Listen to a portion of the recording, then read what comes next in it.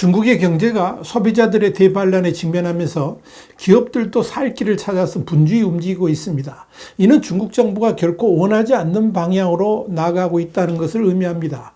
결국 중국 정부의 과잉 생산 밀어붙이기가 독이 돼가지고 중국의 소비자들과 기업에게 돌아오고 있다, 이렇게 볼 수 있을 겁니다. 소비자들의 반란에 직면한 중국 상황을 Y타임스가 분석해 봤습니다. 지금 시작합니다.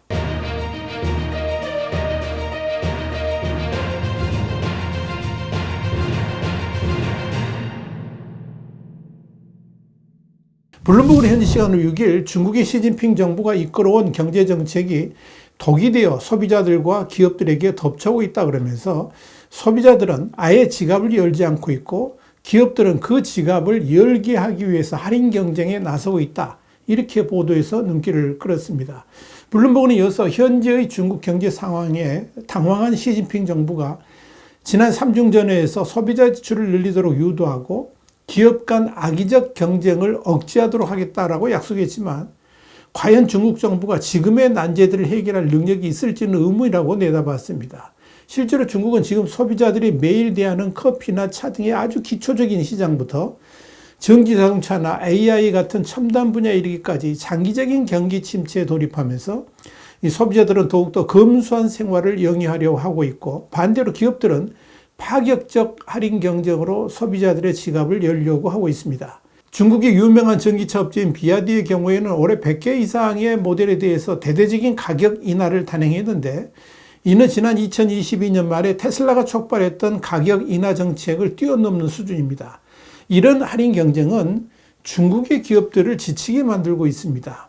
이는 과도한 할인 경쟁이 사실상 제살 깎아먹기임에도 불구하고 그렇게 하지 않으면 판매가 되지 않는 상황이어서 이러지도 저러지도 못하는 진퇴양난 가운데 빠져 있다고 보면 될 겁니다. 실례로 중국 본토에서 테슬라의 강력한 라이벌인 리 자동차는 7월에 전년 대비 49.4% 증가한 5만 1000대를 판매했지만 영업이익은 1분기에 손실을 기록했습니다. 판매가 늘었음에도 오히려 영업이익은 손해를 봤다는 겁니다. 이런 소비시장은 이커머스 업계도 당황하게 만들었습니다. 틱톡의 소유주인 바이트댄스와 알리바바 그룹홀딩스는 최근까지 알고리즘을 통해서 소비자들에게 최저가를 제시한 판매자만 부각되도록 했었는데, 이런 시스템을 전면 개편하기로 했습니다.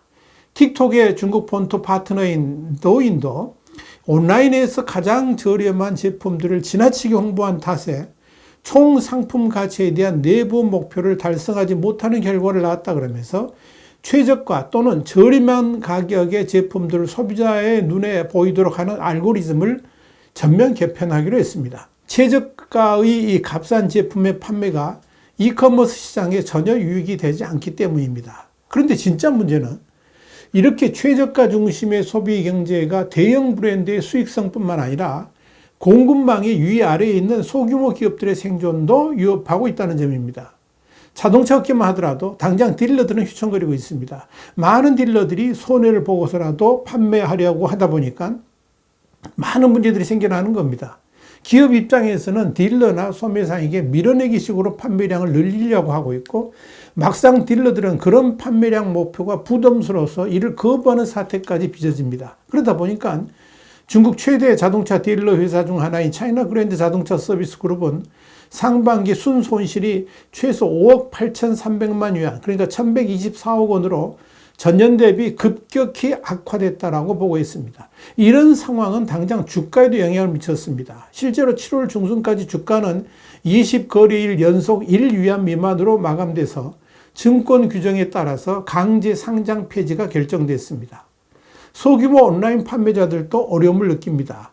대형 이커머스 플랫폼은 저렴한 가격을 강조하면서도 고객 만족도를 높이려고 하고 있습니다. 이들은 구매자가 불만족스러운 제품에 대해서 반품하지 않고도 돈을 돌려받을 수 있는 환불 전용 정책을 채택했습니다. 물론 이 정책은 공짜만 원하는 사람들의 약탈적인 행동으로 이어졌습니다. 알리바바는 결국 이 기능을 폐지시켰습니다. 지금 중국 경제의 이런 상황은 기업들에게는 생존 그 자체를 위협하게 만드는 최악 상황이라고 할 수가 있습니다. 아예 지갑을 열지 않는 소비자들의 마음을 사기 위해서 최악의 할인 경쟁까지 벌이고 있기 때문입니다. 그럼에도 소비자들의 마음은 냉랭합니다. 그만큼 지금의 중국 소비자들은 돈을 쓰고 싶은 마음의 여유가 없기 때문일 것입니다. 이에 당황한 중국 정부는 소비자들이 돈을 더 많이 쓰도록 하기 위해서 외식과 여행 그리고 쇼핑을 적극 장려할 수 있도록 지원하기로 했습니다. 예를 들어서 기존의 자동차를 이 전기차로 교체하는 사람들은 대당 2만 위안, 한 386만 원의 현금 보조금을 받을 수가 있는데 이는 불과 3개월 전에 발표했던 금액의 2배에 해당합니다. 그러나 시진핑 정부의 이런 소비 증진책으로 소비자들의 마음을 돌리지는 못할 것으로 보입니다. 우선 중국 경제의 미래가 불확실한 상황에서 중국 소비자들은 마음문을 꼭 걸어 잠그고 매우 조심스러운 소비 행태를 보이고 있습니다. 다시 말씀드려서 꼭 필요한 것만 소비하고 좀 여유를 즐길 수 있는 소비는 아예 하지 않는다는 겁니다. 이런 소비 경향은 한마디로 불안에서 기인됩니다. 부동산 가격의 하락으로 자산 가치가 최소 절반 이상 추락한 상황에서 당장 미래가 걱정되는 소비자들이 마음의 여유를 즐길 틈이 없기 때문입니다. 소비자들이 그렇다 보니까 기업들은 어쩔 수 없이 할인 경쟁에 나서는 것이고 이런 시장 상황은 소비자들에게 내일이면 가격이 더 떨어질 수도 있다는 생각에 또 소비를 주저하게 되면서 시간을 보내게 되는 악순환이 이어지고 있는 겁니다. 블룸버그는 이와 관련해서 1년간의 끊임없는 할인 전쟁 끝에 소비자들이 내일이면 모든 것이 더 저렴해질 것이라는 생각에 익숙해지고 1위안이 큰 돈이 된다는 생각에 익숙해진다면 어떻게 될까? 그러면서 만약 12개월 후에 최신 전기차 모델의 가격이 지금보다 10%더 저렴해진다면 지금 당장 정부에서 지원하는 현금 보조금이 과연 매력적 지원책이라고 할 수 있을까? 이렇게 의문을 던졌습니다. 블룸버그는 그러면서 이런 디플레이션에 대한 소비자들의 사고방식은 중국 정치국의 정책 위반자들이 싸워야 할 가장 힘든 싸움이며 중국의 과잉 경쟁적 행동도 도움이 되지 않는다라고 꼬집었습니다. 결국 이런 시장 상황에서는 기업들끼리의 제살 깎아먹기 경쟁도 끝을 모르고 혈투의 상황으로 진입하게 되는 겁니다. 왜냐하면 가격 할인 경쟁으로 모두가 손해보는 것이 아니라 그 가운데서도 이익을 보는 기업은 한두 개가 있기 때문입니다. 비아디의 경우에도 가격 인하로 전기차 판매가 급증을 했습니다. 2분기에 42만 6천 대를 판매해서 세계 최대 전기차 판매 업체인 테슬라를 턱밑까지 추격했습니다. 왕찬후 회장은 6월 초에 경쟁은 기업이 받아들여야 하는 자연의 법칙이라고 말했습니다. 지난주 비아디는 새로운 프리미엄 SUV의 가격을 14%에서 17%까지 인하를 했습니다. 홍콩의 사우스차이나 모닝포스트는 지난 7월 20일 중국의 소비자들이 과거와는 다르게 그야말로 생존형 소비 스타일을 보여주고 있다 그러면서 경기 침체로 인해서 지출을 크게 삭감하고 있다고 보도한 바 있습니다. 사우스차이나 모닝포스트는 불과 몇 년 전만 해도 친구들과의 외식에 최소 1,000위안 그러니까 19만 원 이상씩 쓰던 잘 나가던 금융업 종사자가 지금은 소비 규모를 20에서 30% 수준으로 대폭 줄였다 그러면서 경기 침체와 고용시장의 불확실성으로 인해서 사람들이 더욱 검소해지면서 중국에서는 소비자 지출 감소 추세가 더욱 심화되고 있다고 전했습니다. 이런 변화로 인해서 많은 기업이 가장 저렴하고 기본적인 메뉴를 뜻하는 빈민층 식사라는 용어로 알려진 실속형 메뉴를 출시하게 되었고 이는 젊은이들 사이에서 온라인에서 큰 인기를 얻고 있습니다. 맥도날드는 13.9위안 그러니까 한 2,700원의 식사를 제공하고 체인 레스토랑인